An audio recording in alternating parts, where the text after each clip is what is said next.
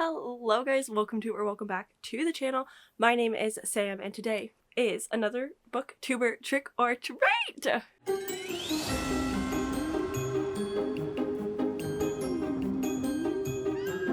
If you are new to the channel, hi, welcome. For Booktober this year, I thought it would be so much fun to ask a bunch of booktubers to give me different recommendations for a trick book and a treat book, something they think I'll love, something they're a little bit more hesitant to recommend to me. And I have all of them in here, so you can't hear me when I do that. We're gonna stir this bad boy up. Can you read that? I sure can't. Ooh, Daphne, Well Met. I think Well Met is a romance, and I think this was meant to be a treat? I don't remember. Daphne gave me a romance, so of course I'm gonna read it. But I'm nervous how it's gonna be. I just don't know, like, if our romance aligns so much, but let me see what this one's about. Okay, so Well Met by Jen DeLuca. It's contemporary fiction, but Daphne thinks that I might like it because there's a Ren fair in it. All's fair in love and war for two sworn enemies who indulge in a harmless Finn, please sit. All's fair in love and war for two sworn enemies who indulge in a harmless flirtation in a laugh-out-loud rom-com from debut author Jen DeLuca. This came out in 2019. Emily knew there would be strings attached when she relocated to a small town of Willow Creek, Maryland. Okay, The Sims. For the summer to help her sister recover from an accident.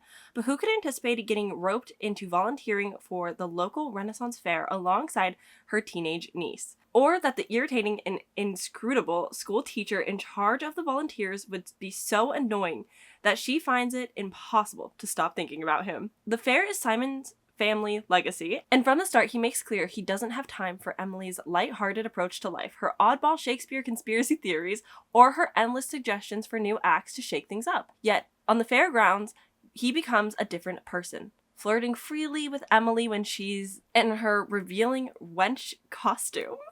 But is this attraction real, or just part of the characters they're portraying? This summer was only supposed to be a pit stop on the way to somewhere else for Emily. But soon she can't seem to shake the fantasy of establishing something more with Simon or a permanent home of her own in Willow Creek.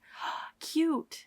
Okay. I'm not going to say that I'm like upset about it. I honestly it's kind of nice to have romance to break some of the like horror or fantasy up. I have been so focused on fantasy and horror, especially like the last couple 3 months, that I do find having like some contemporary romance to break things up is actually helpful. It is available to borrow the ebook on Libby already, so that's perfect. I'll get started on it. Maybe not today, just because I got stuff to do, but I'm excited. It's nice to break stuff up. As for like contemporary romance that I've enjoyed, I like some YA contemporary, the Dragons and Dramas and Dungeons and something. I really enjoyed those, and those kind of have like that nerd aspect to it. Any Ellie Hazelwood ever has like some sciencey nerd aspect to it because they're all STEMinist novels. So I definitely think that there's like hope for this. I love Emily Henry, so it's not like I don't enjoy contemporary romance. So I do think this was a good pick, and I am very intrigued to see how it goes, how I like it, how I vibe with these characters and the writing. Thank you, Daphne!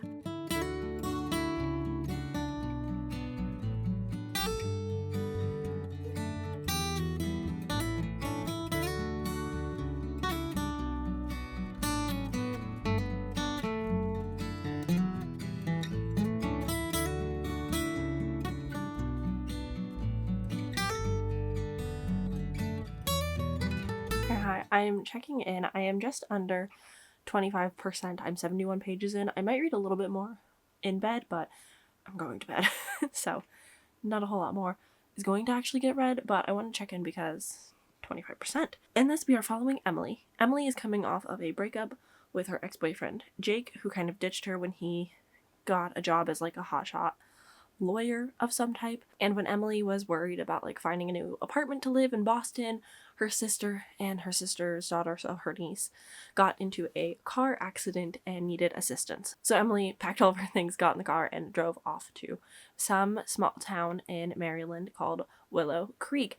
Easy to remember because it is the same as a Sims town. Wonder if there's a correlation or not. We have Caitlin, who is her niece, but because they are closer in age than her and April, which is her actual sister. So April is 12 years older than Emily, and Emily is 10 years older than Caitlin, and so Caitlin kind of just refers to her as Emily and feels like they have a little bit more of like a sibling dynamic rather than an aunt-niece oh goodness. They feel like they have more of a sister relationship rather than an aunt to niece relationship. There we go. So that's kind of their dynamic, but Caitlin has been really excited about her first year volunteering with the Ren Fair, so I'm gonna put this down now. So she really wants to volunteer, and she kind of drags Emily along because Emily's kind of the chauffeur while April is out of commission. Her leg got shattered, so she's not really able to do a whole lot because of the car accident. And so we find out that there needs to be a parental chaperone for the minors to participate and volunteer. And so Emily kind of gets roped in to being a bar wench.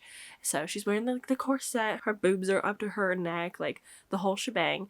But she's kind of like hot and cold with the whole situation. Like she has to learn about the 1902-1901 time period with Queen Elizabeth and like English accents and all of these things. Like they take it very serious, even though it's a very small town. And it's cute. I think Ren Fairs are wonderful. I would love to go to one someday, but there is Mitch, who is the guy that Emily is kind of ogling and really objectifying because he wears kilts and he's very muscular. He's like the gym coach or something of the sort. He's kind of just like a very loud presence that Emily's not necessarily like drawn and attracted to in like a serious way, but in like a I'm gonna objectify this hot guy kind of way, which is funny, but also at times it can be a little bit annoying.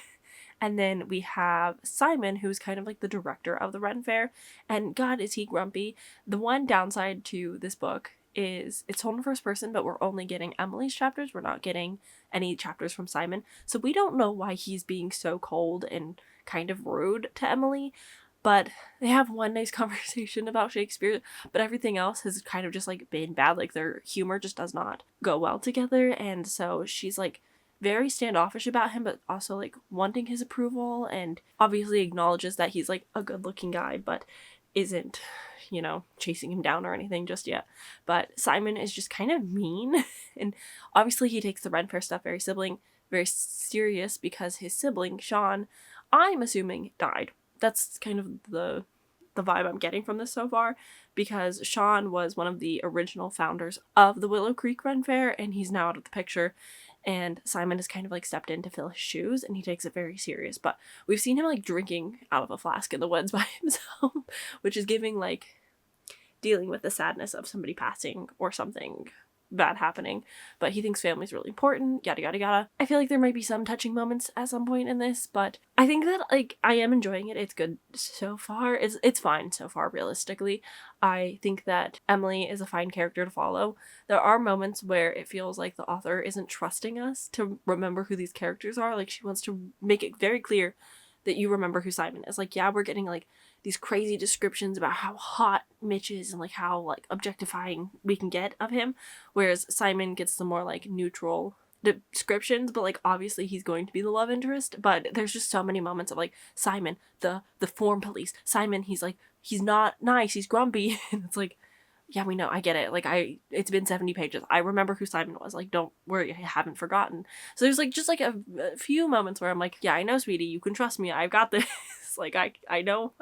But yeah, overall, the vibes are fun. There's like underlying things that are gonna have to get talked about and worked out at some point. But like you can see the setup. It's very cute. I like the idea of a Ren Fair. So I'm having like a good time. It's not anything crazy just yet, but I'm also like not hating it. But yeah, I think that's everything that I wanted to talk about. We're not seeing a lot of April, but I do like that they have like a more difficult sibling dynamic rather than just like being the bestest of friends. Like a lot of romances often you see like they're just so close, they're so tight, they're best of friends. But in this, it's like they have an age gap, they don't communicate super well, they missed out on a lot of those like formative sibling moments growing up, and so I like seeing the difference with them. And yeah, overall, I'm having an alright time. I'm gonna keep reading.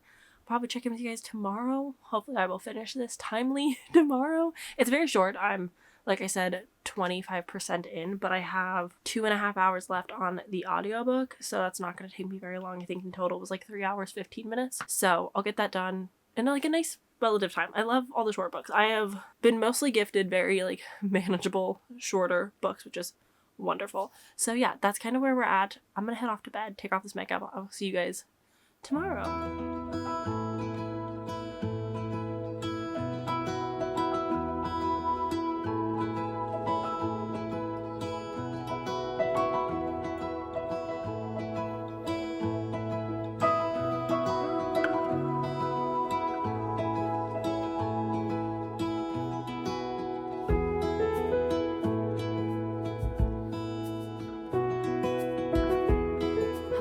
got a sock and I just got home from work, but I am 64% into Well Met, and so I wanted to chat. Oh wow, big yawns. I wanted to chat and talk about like what I'm thinking so far. And I want to preface all of this like I'm having a good time. So I'm going to have critiques about this book. It's sitting in the 3-star range though. I'm not having a bad time. I really like the Ren Fair. I find that the small town vibes are very strong, and I do enjoy that as well. Like there's a lot of fun going on. I really like that Simon is a pirate captain, and I really like that Emily is a bar wench and like she has a past working in a bar, so like it works. But my issues is because we're just with Emily as a single POV, we are missing out like why Simon is so hot and cold. And both of these characters are incredibly dense. Instead of learning how to communicate like adults maybe would, they would rather make very incredibly wrong assumptions about one another instead of having a conversation. And that's like one thing that's kind of irking me, is that they just don't seem to really make a lot of sense because they don't communicate. And I think this is like the first romance book, maybe not the first, but it's definitely one of the few where I recognize like, oh, I understand when people are complaining about not having a slow burn. We get the first true kiss like 47% in. I think that's fine. But now I'm 64% and we're having like the first conversation of like wanting to have a relationship. And I'm like, oh, I still have an hour to read. And you're telling me that this is the moment where they're like, no, I think we should try dating. I don't feel like they know each other at all. I don't feel like they have worked towards anything in their relationship whatsoever. I feel like they've found each other ever so slightly attractive. And because one of them is on a rebound and the other one is like going through really bad grief, I think they're just kind of trying to have a fling. It's very lusty. There's no reason for them to actually have feelings for one another or like want to date, but they're kissing and that's fine. I don't really have an issue with that. It's funny because like, a third act breakup is coming up that I just like don't want to deal with that. So it's like, oh, I would rather you guys be kissing at like 80% and then we get like just a happily ever after. I don't really want the third act breakup conflict. It never makes me feel great about a book because I do like them together. I think that this book has good humor. Every once in a while there's a banger line, but for the most part the writing is pretty simple, and because our characters are so fucking dense that it's like, come on guys, use your brains just like a little bit. Like Simon's brother died. And Emily just does not seem to understand how grief works or dates or time periods. Like she's like, oh, the number 27, that's an important number. And it's like, it's really not, babes. Like it doesn't matter what the number is. Like he's going through grief. It's hard no matter what. There's some points where I'm like, Emily, you are so fucking stupid to follow. But it's okay. I still like her outside of that. I like her with her family. I like her trying to grow roots and become a little bit more rooty with Willow Creek and like wanting to settle down, is like finding a job outside of the Ren Fair volunteer work. So it's going well for her. And so like, I don't know exactly what a third act conflict could look like, except for the fact that these two just are bad at communicating with one another. She's very fascinated with my camera right now. I don't know what's up. Hi, Hinata. Hi. But anyways, I have 1 hour left. So I'm going to plop my little butt on a couch and I'm going to finish it. And then I'll check in with you guys in an hour when it's done. Hopefully just an hour. Hopefully I don't dawdle too much. So that's kind of my plan for this evening. And then I can, get this video up for you guys. But yeah, that's where I'm at. I will check in an hour.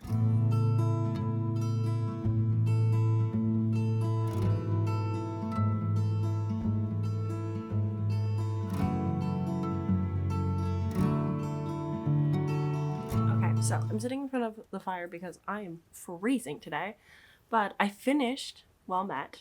And honestly, the last, from 64% when I left you guys to the final 100%, I actually really enjoyed my time. I rather enjoyed our character. They're still dense characters. They're still dumb. They don't ask questions.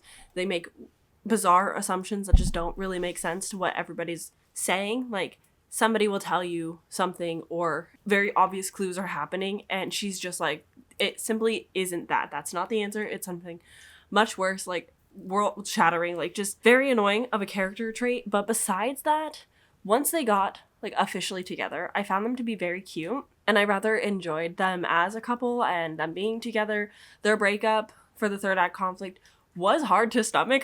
It did make me feel a little bit more emotional. I was like, that's a brutal way to kind of end your relationship. But I like that the town kind of comes together because it's got that small town to it. I like that she like works at the bookstore. It just felt very cozy in a lot of ways, but it's like a good summer romance for sure. I have not done enough research. It does look like potentially the next book, Well Played, might just be a direct sequel. I thought they were going to be companion novels. I'll have to look into that, but I wouldn't be opposed to checking it out. I really actually like the epilogue. No pregnancy, which is great, but I really like the epilogue because it kind of felt like a Dear Diary entry of like, here's what you missed previously over this like year or whatever. And I thought that was like really sweet and a really good way of wrapping up the story. So overall, I'm actually leaving it with better feelings than I initially had. I do think there's definitely some character traits that we could work on that aren't enjoyable to read, because we want to read characters that are a little bit smarter, or able to pick up context clues and like have conversations and proper communication in our books, because even though we humans in real life are flawed and bad at communicating sometimes, you don't always want to see that in your books, because if you're able to pick up on it,